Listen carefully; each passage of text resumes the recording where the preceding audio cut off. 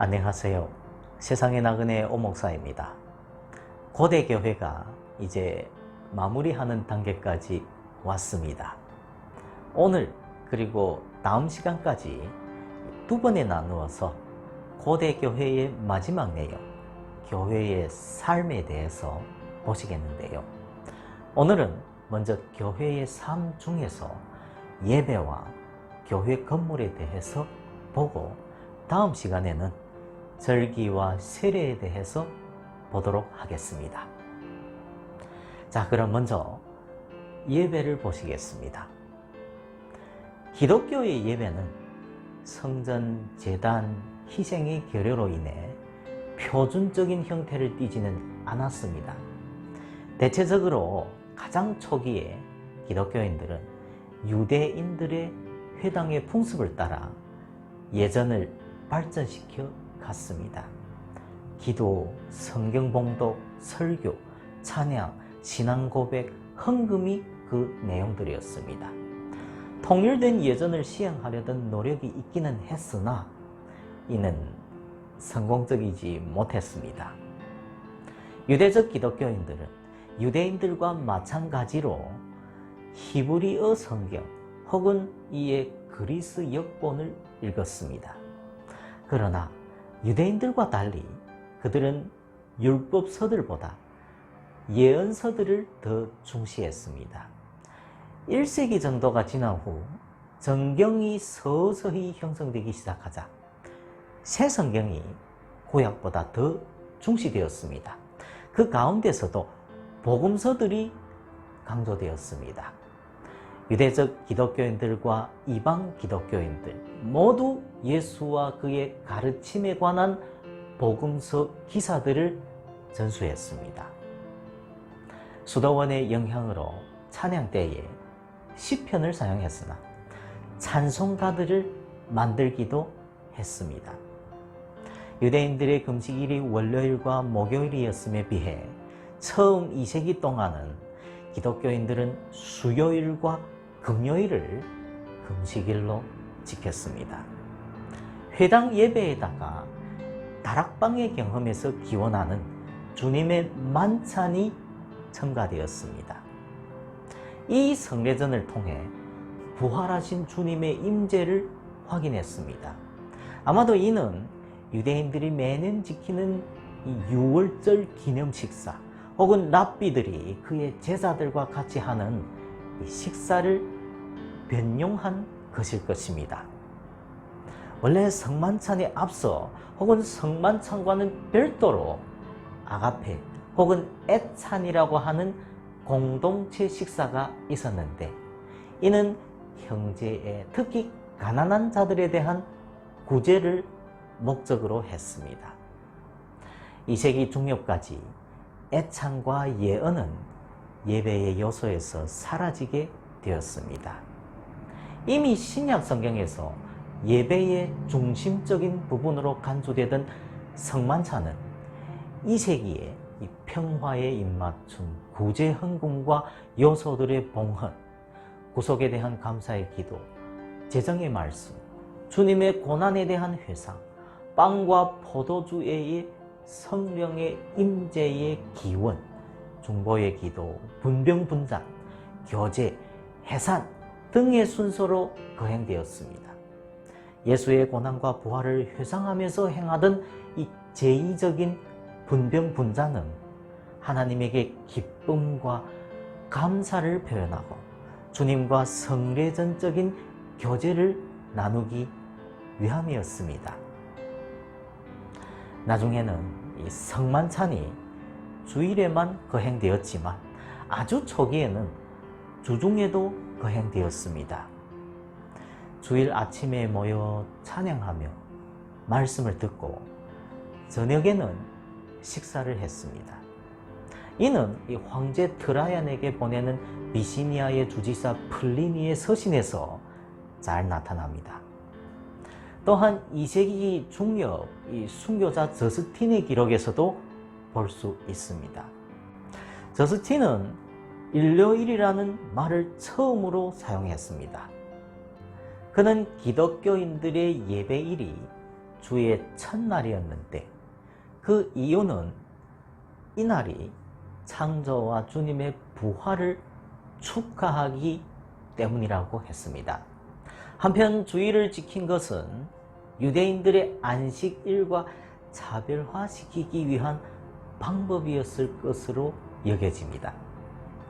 이후 당국의 금지 조처로 이 저녁 모임은 서서히 사라졌으며 예배는 주로 주일 아침에 거행되었습니다.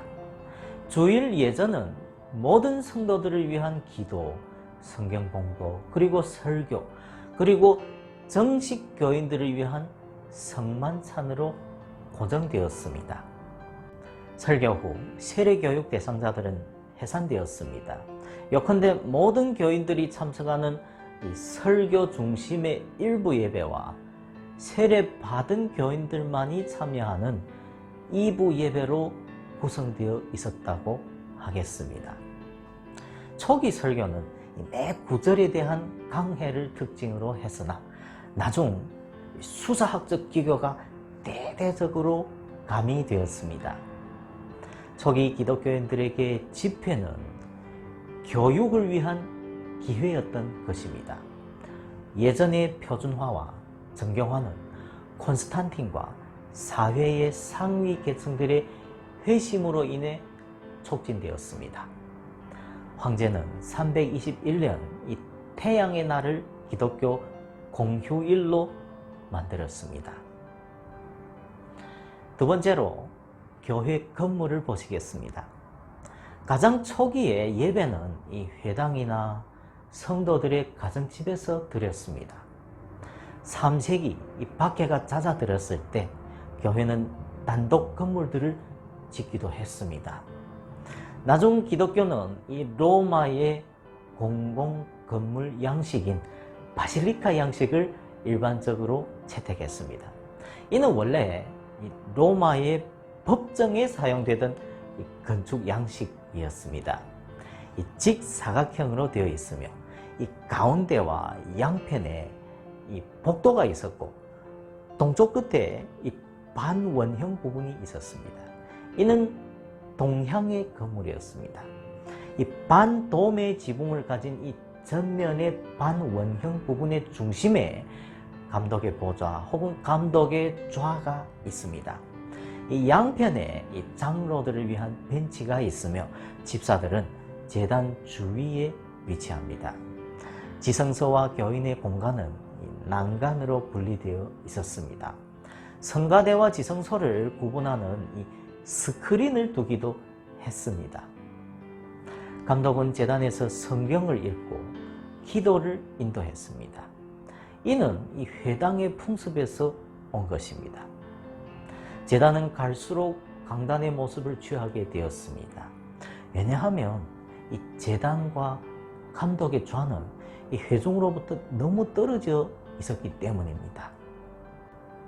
381년에서 384년 사이 이 성지로 순례갔던 에게리아는 예루살렘의 정교한 주일 및 주중 예전을 잘 기록하고 있습니다. 주일 예배는 이 순교 기념 예배당에서 아침 늦게 시작되어 11시경 끝났으며 부활교회에서 계속되었습니다. 이러한 관습은 거룩한 장소들과 사건들을 중시하고 있었음을 잘 보여줍니다.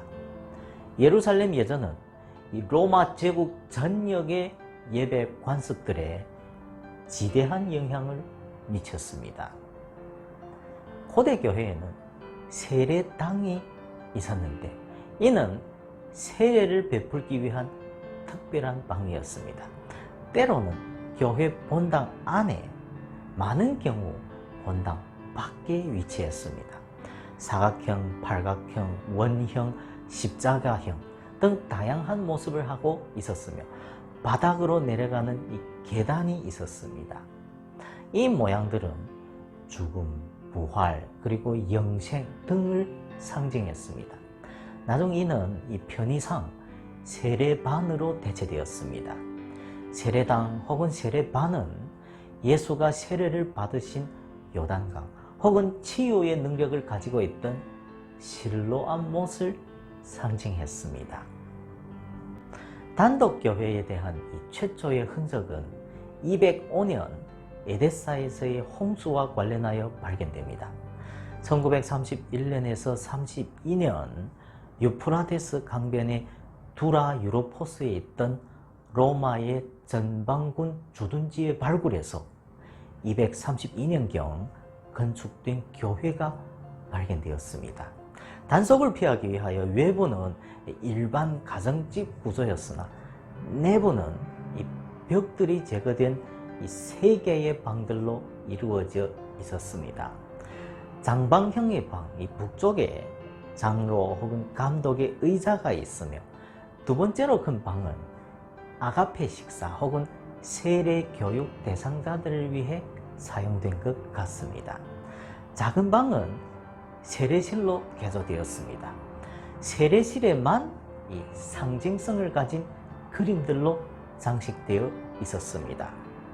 무덤 사이에 서 있는 선한 목자, 날 때부터 안전뱅이가 된 사람의 치유, 그리고 물 위를 걷는 그리스도의 프레스코들이 벽들에 그려져 있었습니다. 바실리카 이전의 가정교회에는 흔히 순교 기념 예배당 혹은 납골당이 있었는데 이는 성도들과 순교자들의 유골을 넣어두는 곳이었습니다. 이는 본관 남쪽에 있는 방으로서 예전적 목적을 위해 사용되었습니다. 나중 바실리카는 이 성도들의 무덤 위에 지어지고는 했는데 이는 죽은 사람들의 무덤에 이 건물을 짓는 이방 풍습의 영향일 것입니다.